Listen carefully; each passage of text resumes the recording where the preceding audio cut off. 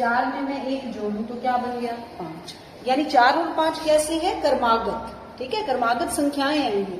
हमने क्या लेने हैं क्रमागत धनात्मक पूर्णांक, तो मैं मान लेती हूं माना क्रमागत धनात्मक पूर्णांक है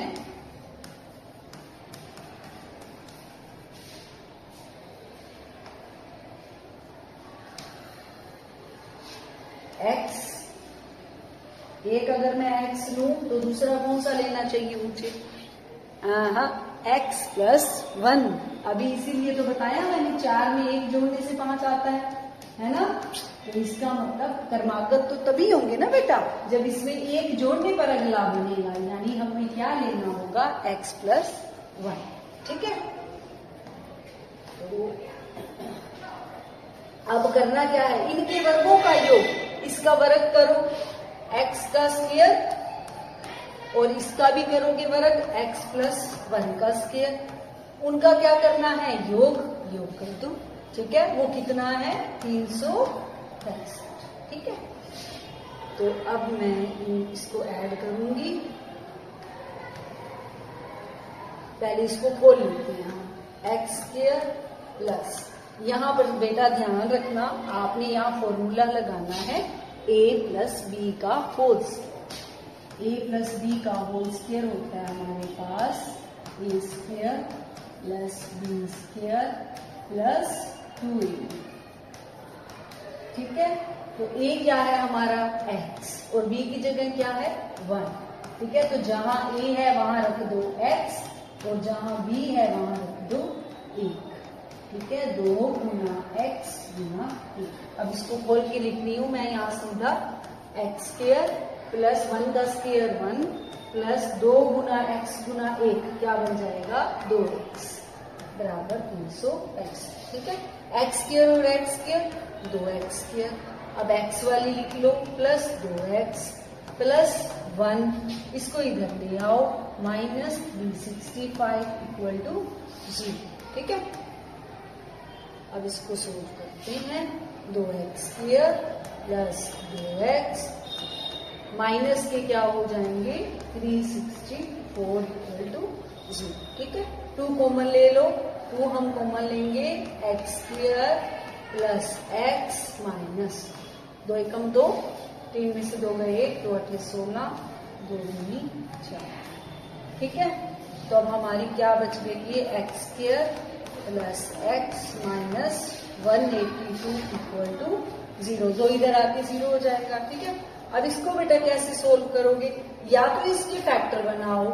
अगर आपको फैक्टर बनाने मुश्किल लगे बेटा, पेपर में आपको याद ना आए, आपको देर लग रही हो, तो आपने इसको उस फॉर्मूले से कर देना है x = -b plus minus b² - 4ac/2, ठीक है।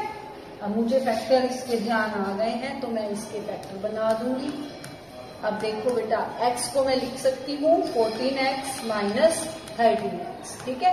इन दोनों की मल्टीप्लाई करके देखो 14 और 13 182 बन रही है, 3 और 1 4, ये 2 बन रही है ना, इट मीन्स हमारे फैक्टर सही हैं।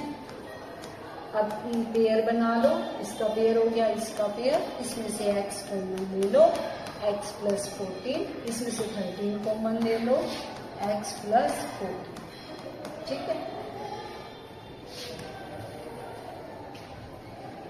अब देखो x + 14 कॉमन लोगे और x माइनस 13 बच जाएगा, ठीक है।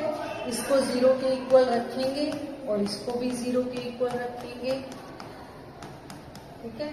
यहाँ से आ जाएगा 0 - 14 0 + 13 है।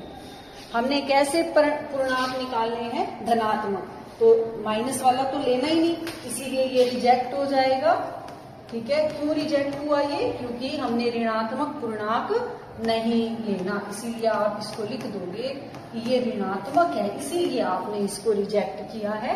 तो हमारा एक तो आ गया 13। नेक्स्ट क्या होगा, हमने कौन से क्रमागत पूर्णांक माने थे, हमने माने थे x और x + 1। देखो ये माना था ये था x और x प्लस 1। तो x की वैल्यू आ गई अपने पास, है ना। x की वैल्यू कितनी आ गई 13।